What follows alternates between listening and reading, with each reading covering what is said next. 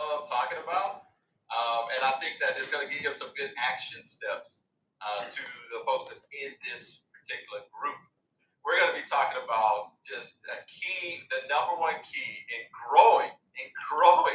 Come on, somebody, in growing that business that you have right now, and generating leads and just doing the things that's necessary to grow that business. This is part of our strategic growth formula that we have our proprietary system and our client conversion formula. I want you guys to really think about this right now. What is connection to you? What is connecting? And I want you guys to really think about this. Am I connecting to the right people that are going to help me elevate in my business in 2021? There's so much power in proximity. And who I play with matters. And not only that, who I collaborate, who I partner with, who's hot, who's not. And I want you guys to really think about that because, today we're going to talk about the number one key in growing leads in your business for 2021. If you guys are excited about that, type in leads in the chat right now. Type in leads in the live stream. I want to know who's with me. So go ahead and type in leads. We're going to go ahead and take a deep dive on the number one key in growing leads for your business in 2021. But before I pass the mic to Corey, I want to drop this. What would I call this? This is like one of those one-liners that makes you think, or it's like those statements that make you go, Okay. Pause. All right. Things that make you go, All right. So you guys ready? Let's go. I want you guys to think about this statement right here because this is powerful. It's strong and it's not too long. Okay.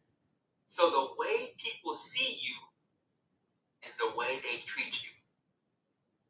And the way people treat you is your perceived value in the marketplace. I might have to run that back. Yeah, run that back, bro. Let me run that back because I think you heard me, but I want you to feel me, right?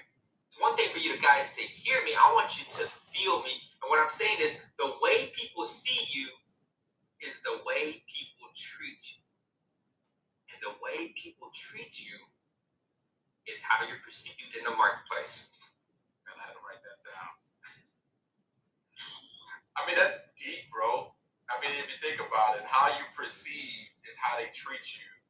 And how they treat you really shows the value of what you bring your service to the marketplace. To the marketplace, gang. And for those who are chiming in right now, I mean, if you caught a piece of that, put some of that in the comments. I got to tell you, like, that is a powerful statement when you're thinking about, hey, what service are you rendering? What are you bringing to the marketplace today? How are you taking people on that journey? And as we get started, just a little bit of backstory about why we got started in this. I mean, you think about Twan, we've been doing some things together for now a good part of 2 years, and we started off in the leadership arena. I remember, man. Somebody asked, "Say, what do you do?" We talk about, "Hey, we're a leadership coach." After I figured out that everybody was a leadership coach in my industry, I kind of switched it, trying to start calling myself a mindset coach, man. Right. And it's just like you kind of switch, but the thing about it is that didn't work either because I still found myself in this big ocean of people that's still doing the same thing that I was doing, selling the same thing that I was doing, and I found myself competing on price. I don't know if you all have found that in your business or your life, whatever you're trying to bring forward, but I know we have. And what did it do for us, bro? It did a lot of things. Just looking back, I think one of the key words I want you guys to think about is this. I want you to type that in the chat too. Is position. Position. Yeah. What's my position in the marketplace? Yeah. Right. And so we talked a little bit about perceived value, right? And then what am I known for in the marketplace? And what's my position in the marketplace? I know, Corey, you mentioned that, when we first got our certification, like I literally thought that, hey, people are going to come chasing me down. Well, literally, I was chasing people down in the beginning. I was literally chasing people down in the beginning. And so I wasn't attracting ideal clients. I was chasing clients. And that's not a good place to be when you're actually chasing down clients. I hate cold calling. I I mean, me too, bro. I don't know if anybody on this that loves cold calling, but I mean, I hate it as well. Chasing people, bro. Chasing them. Frustrating. Because I even think about this, man. I had what people, in my mind, in my heart, I had what people needed, but I couldn't get it to them because I couldn't talk to the client that actually needed what I had. Right. So it's like, and then for one thing, Tuan, I was chasing everybody. And I don't know if you're like us is going through your journey right now, that maybe you're chasing everybody and you got something in your heart and you got a gift that you want to give out to the world, but it frustrates you because you can't get to the right person. Right. Well, maybe you don't know what that right person looks like. Hey, look, can I keep it real? In the beginning, when I started this coaching journey, I had more clients from hell than I had clients that brought me fulfillment. How many guys have ever had a client from hell? Maybe not. All right. But, it brought me back to this place. When you don't know your worth, don't expect the marketplace to raise the price tag on you.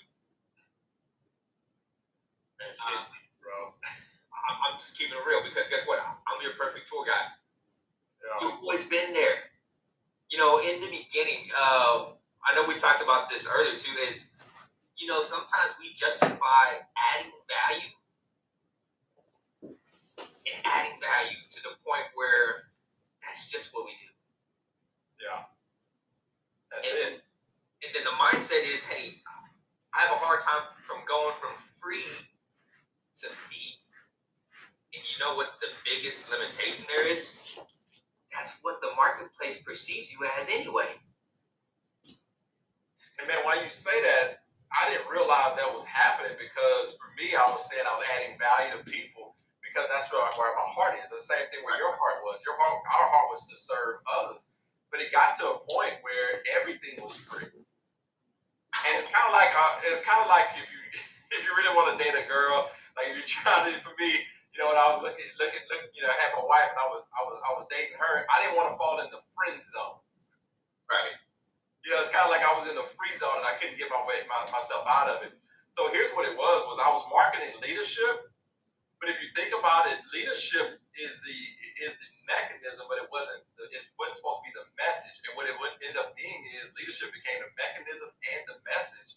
So I was marketing what people needed. So I was on the right. If we had two circles that had an intersection in the middle, I was marketing what they needed, but not what they wanted.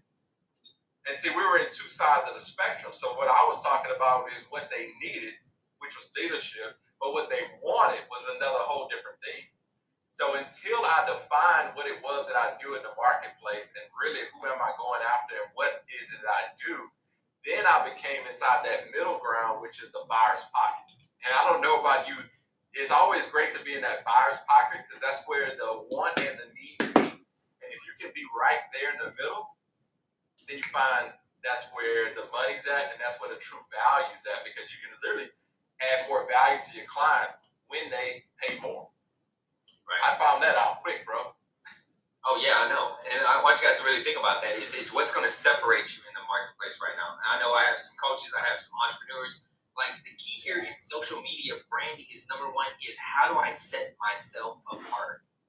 Look, let's keep it real. When I first jumped into the leadership coaching lane, there's thousands upon thousands, probably millions of coaches out there. And everybody's a coach today. Anybody can be a coach. What makes you so unique in the marketplace? What makes you the entrepreneur that I want to learn and buy from? Wow, yeah. And going back to this before we actually kind of just dive into this number one key here is, look at this. Number one is what's a reason why people should even buy from you? And we're looking at, okay, you know what? Yeah, I started off as a leadership coach, but why should people buy from me? Right? Outside of like, know, and trust, I need to learn how to use leadership not only as a message, but the mechanism on how I lead people into my product. Right? And how do we use leadership as the mechanism? Find me before I lead people. Find them before you lead them. Right? The strategy there is I use leadership as a mechanism, not just the message. And so I lead people into my product by number one, find them before you lead them. And here's the thing. find people until you get clear with, number one, who you are in the marketplace. Twan, I would just tell you this is when you think about defining who you are in the marketplace, who you're going after, it's about being simple. Simplicity scales. Right? If y'all want to write something down, simplicity scales. So just remember, like what we're giving you on this broadcast, we're going to help you. We're going to give you some things that's working within our business and our client conversion formula. And then one thing I want to share with you right now is simplicity. How simplicity scales. So if I was to say, hey, what do you do and who are you in the marketplace? I love the strategy of defining me first. And you get clear on who you are so you can go market to the world. I didn't get clear. So here's what I did, gang. I just jumped out and I just said, hey, my product, my service is for everybody. And I'm just going to define myself as a leadership coach. And what went wrong there? Well, what happens is you're speaking to everybody and nobody at the same time. And nobody's clear on who you are. You're always trying to define who you are. You're always explaining who you are, what you do. And you can't separate. I would just kind of liken it like this. And there's many people that did the same. Those doing the same thing I was doing, selling the same services. So guess what? I was in a big red ocean. And here's what I mean by the red ocean. The red ocean is where all the sharks are. That's because the water is chummy, and everybody's eating in that water because they got the same offers. But here's what I found is once I defined who I was and what I bring to the marketplace, then I got what's called a unique mechanism. It got out of the red ocean into a blue ocean and kind of created our own lane. Right. And that's where it's at. One is like, how do you create your own lane? Because you're positioning in the marketplace. Right. And I believe there's probably multiple people on this thread right now, listening to us right now, that's kind of dealing with the same thing. And trust me, we've been there. We've been there. To be simple is great. Yeah. Sometimes we complicate things. If we learn how to just focus on simplicity, I'm telling you, that's the key to scaling your business. And that's something that, early on in my journey, no one really taught me. And so I was taught, hey, look, just go copy what everybody else is doing. Yeah. And that caused no separation in the marketplace for me. None. We can't copy the links on social media. Nobody, at first everybody's clicking it, they're saying they're going to join, but then they don't show up. So then you move to another strategy. I moved to a strategy of, hey, I'm going to create Facebook events. Then you have people click going, and then half those people don't show up. Right. So then you move to another strategy. You're like, hey, you know what? I'm just going to post 1 million times a day, and then nobody's. Then there's all of a sudden you're not getting any engagement because you just try. I was just throwing stuff on the wall because I did not get into a clarity statement of who I am and who I was trying to market to. It was just funny, man. And and while we going into this, because we don't want to be on here too long, gang. Twan, let's talk a little bit about what you do. And there's this RMS. Somebody type in RMS inside. Why is that important? This refined marketing statement. Well, that's your marketing strategy in one sentence. And just to answer Scott's question is, how do you keep it simple? Well, it's simple. Can you describe what you do and who you serve with one sentence? And that's why we're going to talk a little bit about the RMS. I want to give you guys a couple examples there of what is an RMS. Corey, what would be an RMS to you? A refined marketing statement. Well, for me, it would be like, say, for instance, if I was going after entrepreneurs, I would say something like, I help busy entrepreneurs get in shape without sacrificing work time. Right. So if you think about that, that's a quick RMS statement about who you are, what you do in the marketplace. So you can really define everything in one statement. So therefore, it brings clarity. You can really see it. I mean, it's tangible. It's like, okay, this is exactly what this guy does. Versus saying I'm a leadership coach, or I am a mindset coach, entrepreneur mindset coach. I went to that as well. I thought it sounded pretty snazzy. But I mean, that's really what an RMS statement is all about. Like for me, I said, I help coaches and entrepreneurs increase their social influence and their client conversions through our simple message of our client conversion formula. So it's like, what do you do? How do you position yourself in the marketplace? Ours is positioned so that also it shows our uniqueness because what we have is our proprietary system that you can't find anywhere else. That's why I talk about this blue ocean. How do you create this blue ocean and get out of the red ocean? By creating your own unique mechanism. So that way you're not competing against anybody else. Yep, absolutely. It's just like this, how do you here's another example of a great RMS, right? How many guys have ever heard somebody that, hey, if you take this course, you're going to become a great speaker? Well, guess what? That's way too broad. Yeah. What is the definition of a great speaker? If you want to become a great speaker, how do you actually define that? Where's the measurement, right? Let's just say if I'm offering you a course and if you take this course, you're going to become a great speaker. Well, that's not simple enough. It's too broad. What if I told you this, that if you take my course, I guarantee you that in 60 days, you're not only going to land your first high-paid client, but you're also going to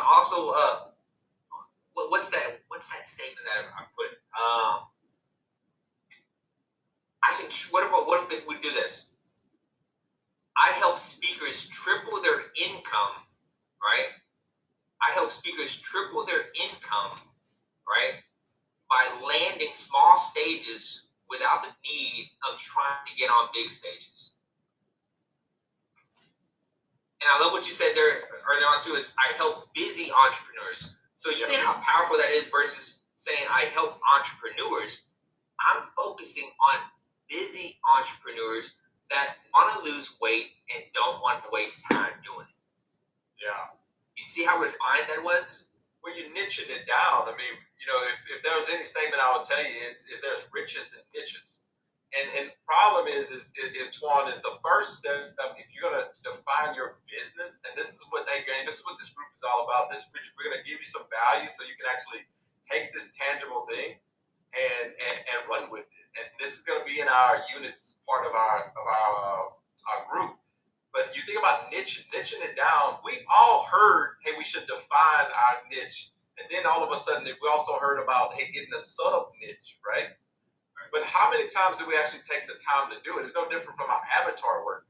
When I ask people, hey, who do you serve? It's the same thing. I serve entrepreneurs, or I serve, leaders, or I serve managers. Well, great. Is that like a hotel leader, a new leader, whatever, right? How do you get very, very clear on who you are and who you serve and what's your market? That's how you get money in the marketplace. It's riches in niches. That's the only way you move from free to fee to really where we want you to be. This is why we created this group. Is going from free to fee to high ticket.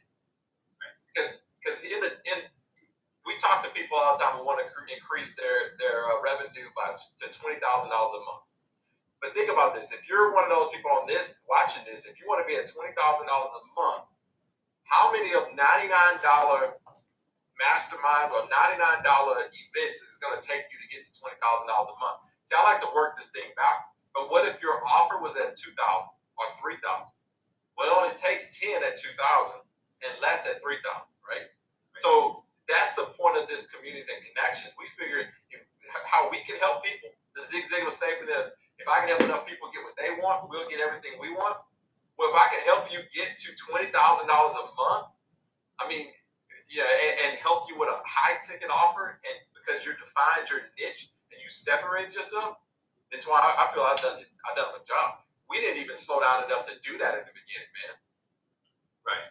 Yeah, and a big part of that is we created something based on what we assume you wanted versus actually marketing research. And that's why, just really understanding, number one is I have to really get clear on who I am, what's my message, right? Yeah. Who I serve, and not only that, my last point here when we're talking about clarity is how do you do it? What's my offer? Yeah. And the biggest mistake I made was creating something that I assumed that you needed that you never really wanted. And I'm telling you, I wasted so much time creating based on assumptions versus testing the market out and seeing what the marketplace resonated, seeing what the marketplace wanted, and then turning my featured product into a beneficial product that was based on the want, which eventually was a need anyway. I buy based on what I want. And if you have a service or a product and that you can just tweak that message to make that a want, which is really a need anyway, now you've actually invoked that desire. We're talking about what makes a person really want to buy is when you can invoke that mass desire.